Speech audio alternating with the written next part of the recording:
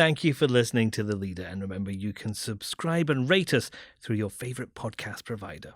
As this podcast was being put together, reports started coming into the Evening Standard's newsroom of an incident on London Bridge. That incident, as we're recording this, is still ongoing, but our journalist Suze Cooper from our audio news team is here. Suze, what do we know at this point in time? Well, we heard that just before 2:00 today, police were called to London Bridge. They've now declared this a major incident. The reports initially were of gunshots. We've since found out that someone has been injured in a knife attack, possibly more than one person.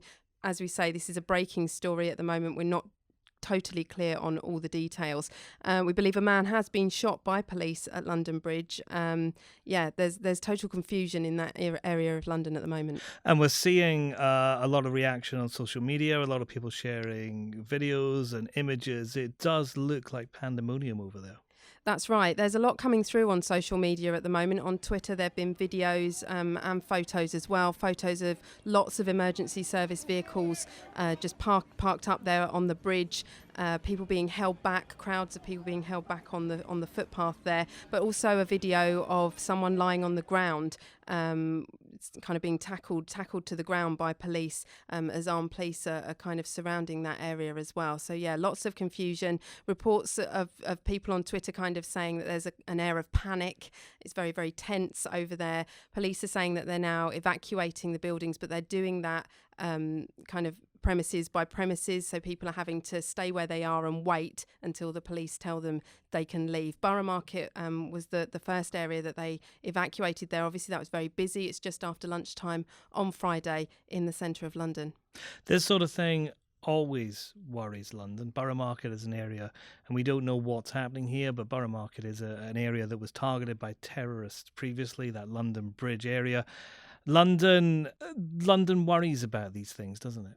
Yes, and of course we have to remember that, there's kind of history of terrorist attacks happening on bridges in London in recent memory. So something like this really does kind of get people thinking. Of course, the police aren't at all saying that this at the moment is a terrorist incident, but it is certainly being labelled as a major incident, and details are coming through on it all the time. And the response is very significant from the emergency services. Suze Cooper, thank you very much. And you can keep up to date with what's happening at London Bridge on our website, standard.co.uk.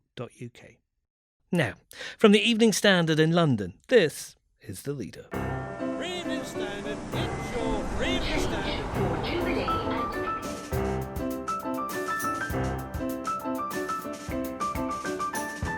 Hi, I'm David Marsland. A Met police officer could be kicked off the force after receiving, without asking for it, a child abuse video sent to her phone that she never looked at. Now, a former director of public prosecutions says the laws are outdated, and we agree. The Met has to enforce the law when it's dealing with criminal matters. When it comes to a disciplinary matter, there's a little bit more discretion. There are sanctions that they can apply which fall short of sacking an officer who's given such good service for so many years. Our Home Affairs editor Martin Bentham explains why we think Superintendent Novlett Robyn Williams should keep her job. Also, in some ways it's a very old-fashioned message movie, but it really is saying, don't buy into this. Film critic Charlotte O'Sullivan urges everyone to see Blue Story. Now VUE Cinemas has lifted its ban on the film.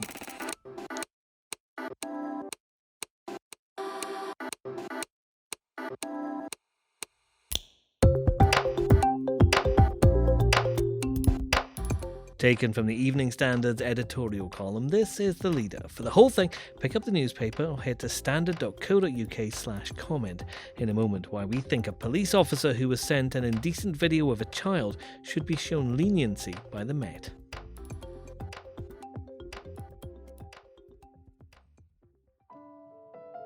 Novlett Robyn Williams is one of Scotland Yard's top officers with a 36-year-long career and a commendation for her work after the Grenfell Tower disaster.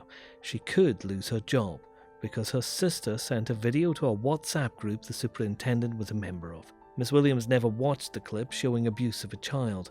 She also never reported it. Convicted of possessing an indecent video, she has been spared jail, but her job may be at threat.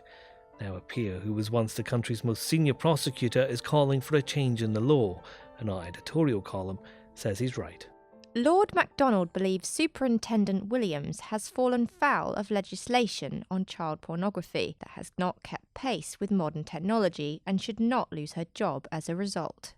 Her failure was to retain the clip on her phone and deny knowledge of it when she was aware of its unlawful content, rather than deleting it or reporting it to police colleagues. That was an error of judgment which left her in breach of the law and ultimately brought about her conviction. Such a mistake is, of course, regrettable, but should not merit dismissal, particularly when balanced against the many achievements of Superintendent Williams' career. Common sense must prevail. She should keep her job.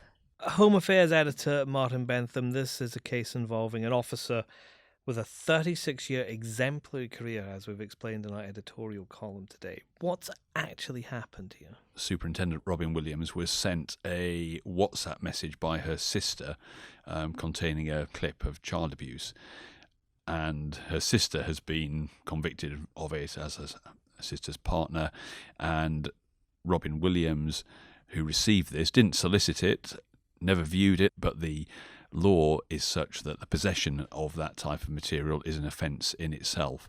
And one of the problems, I think, was that the jury found that she had claimed she wasn't aware of this video at all. The jury found to the contrary, and that she had known about it, and I think that's the basis of their conviction. But in essence, it's more or less a strict liability offence, where if you receive something like that, even if you haven't sought it, then you can be committing an offence if you then retain it on your phone. That does seem quite alarming if you consider we live in a day and age of WhatsApp groups and Facebook messaging and people receiving things from friends or relatives all the time that are not solicited. Everybody could be in danger then. Well, the Leader today points out that we have a story in the paper on the front page, and the Leader refers to this with Lord MacDonald of Riverglaven, the former Director of Public Prosecutions, who makes the point that the law in this area hasn't kept pace with modern technology in the way that you're talking about, because of course it is now very, very easy to receive things, and people scattergun all sorts of material to other people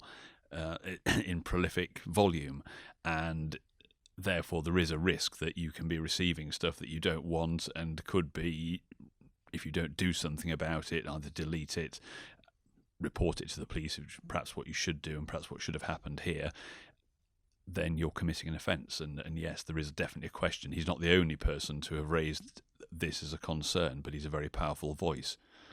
And in this case, it's affecting a very good police officer who could lose her career over this. I think the point that we're trying to make in the Leader is that the court process is one thing, and we can't and don't want to second guess the conclusions of the jury. But then the point is that Robyn Williams is now facing an independent office for police conduct investigation, and there will then presumably be a Metropolitan Police disciplinary misconduct procedure as well.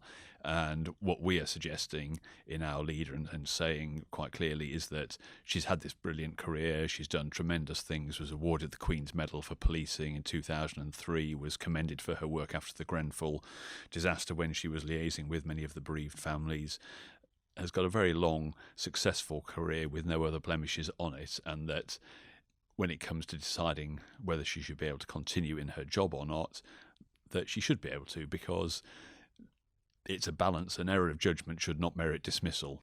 And we are in a position, as the Leader itself talks about, where the Met is struggling to keep on top of violent crime, and there are also numerous other forms of offending that affect the city, as the column says. It's not a good time to lose a good officer.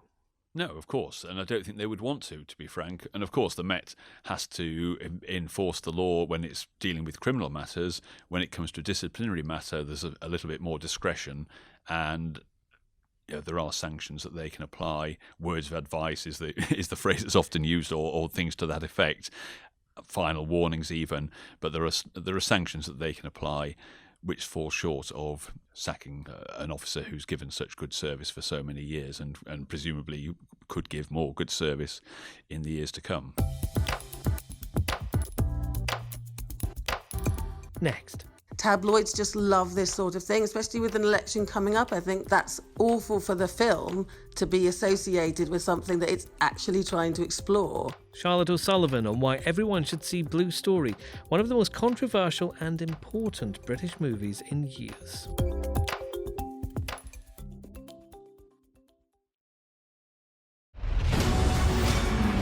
For a night, sometimes innocence die. Mothers burying their sons, man. That's my son in there. I'm his mother, and no one ain't come to tell me nothing. With an estimated budget of around £1 million, Blue Story was a small debut feature on London gang culture by an unknown director that critics liked, but few had heard of. Then this happened.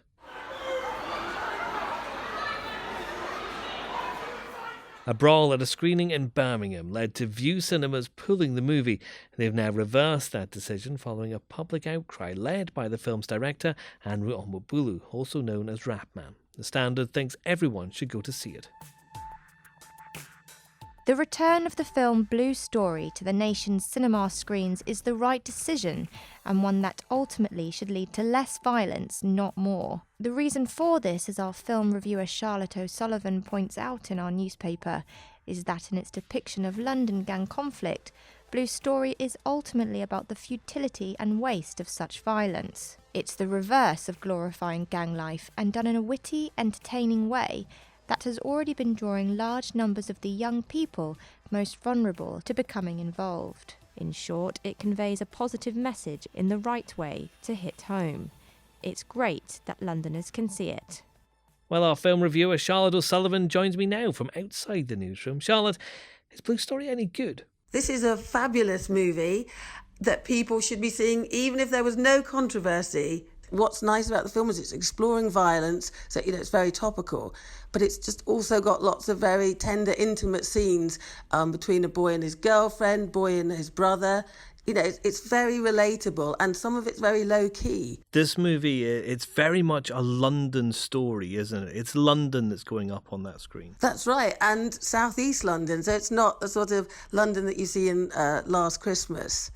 It's London that you don't always see on the big screen. You get so involved in these characters' lives, and they're interesting and they are funny, so it's sort of a big plug for Londoners as well as London. And the director, Rapman, is he a true talent, do you think? What's amazing is this is his first film, and he's just hit the ground running. He made some short films that were shown on YouTube, but this is an expansion. So he's great behind the camera and he's great in front of the camera. And of course, this isn't some Hollywood director coming in and giving a morality tale based on their own knowledge. Rapman lived this life, didn't he? Exactly, and it is based on things that happened to his friends. The language is so authentic, and it's talking to black kids, black working class kids, and it's not trying to pander to white viewers, which is just so unusual. It's interesting, isn't it, that the studio Paramount, which is a really big studio, is really backing him on this. They've offered to pay for extra security at cinemas.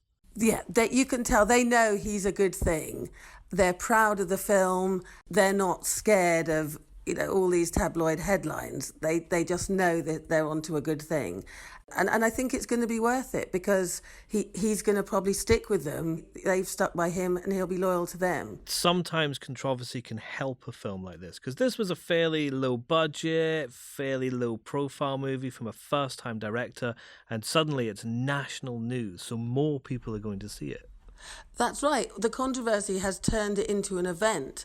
People have made decisions a bit too quickly, and tabloids just love this sort of thing, especially with an election coming up. I think it's been sort of used for sort of, England in chaos sort of editorials.